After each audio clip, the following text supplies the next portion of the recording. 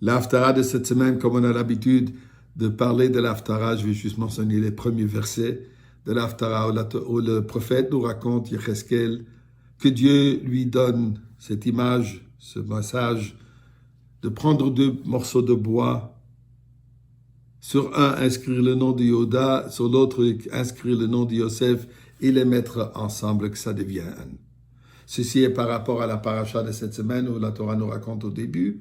Vayigash elav Yehuda, Yehuda se rapproche de Yosef, sans savoir que c'était Yosef, et commence à plaidoyer et exiger la liberté de Binyamin, et ceci représente l'unification de Yehuda et Yosef. Yehuda qui est David Amelech, descend de la tribu de Yehuda, Mashiach donc, descendant de la tribu de Yehuda, Mashiach ben David, Yosef, Mashiach ben Yosef, unification ensemble, la Géoula absolue.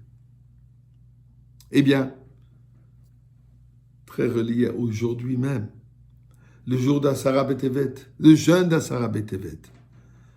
Et là, ça nécessite une réflexion. Est-ce que le jeûne n'est qu'un jour de désespoir, un jour triste, ou alors c'est un jour dans lequel se voile la joie absolue? Eh bien, le chiffre 10. Le chiffre 10 qui correspond à la lettre Yud. La lettre Yud, le nom de Dieu commence avec la lettre Yud, Yud Kevavke. Am Israël, le peuple juif, commence avec Israël, la lettre Yud. Eh bien, nous savons que le chiffre 10 est très important. Dieu a créé le monde avec 10 prononciations. La Torah, les 10 commandements, le dévoilement divin. En Égypte, les 10 plaies et les 10 miracles que le peuple juif a été sauvé de ces 10 plaies. Et bien sûr, comme nous savons, la Kabbalah nous discute longuement les 10 attributs divins ainsi que les 10 attributs de l'être humain. Donc ce chiffre 10 représente cette perfection, une kudusha particulière. Effectivement, la lettre Yud, elle est petite. Mais c'est dans cette petite lettre, dans ce petit point, qu'il y a l'essence de tout. Et c'est ça la qualité. L'exil est représenté comme la lettre Yud, petite, renfermée, mais en réalité, là-dedans, va exploser la plus grande lumière. Une histoire qu'on raconte avec le tzaddik de Rougine quand il était un petit enfant.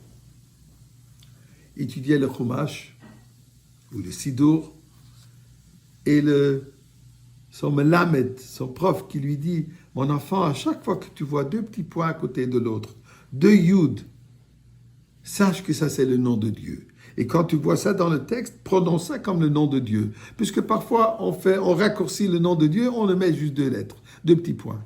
Eh bien le soir, en rentrant, le père du tzaddik de Rougine, c'est une personne de grande connaissance, de grande sagesse, revise avec l'enfant ce qu'il a étudié, et chaque fois qu'il vient à la fin d'un pasouk, à la fin du verset, l'enfant prononce le nom de Dieu.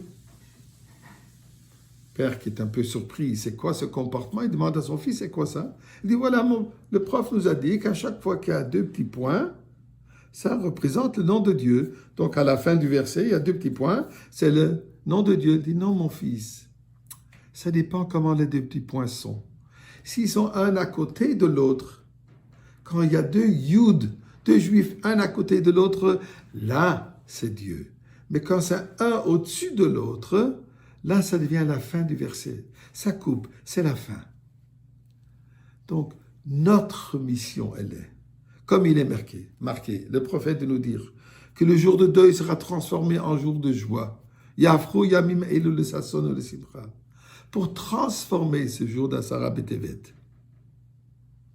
pour qu'il devienne un jour de joie.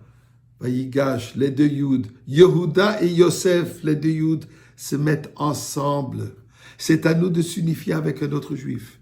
C'est à nous de s'améliorer dans la mitzvah d'Avat Israël, dans l'amour du prochain, d'une manière concrète. Appeler, penser, aider le prochain. Et ceci, comme on parlait du Yud.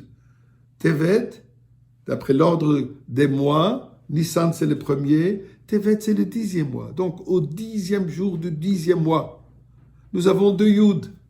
C'est le moment d'unifier à l'absolu pour que le dévoilement de Yud de Dieu, lui, devient un, unifié comme la Aleph qui a les 2 Yud et la Torah qui leur unifie. À que ce jour même soit transformé en jour de joie. À que ce jour même, nous commençons à chanter le 10e chant, le 10e comme il est dit, Shira Sirit, le dernier chant, le 10e chant, c'est le chant de la Goula.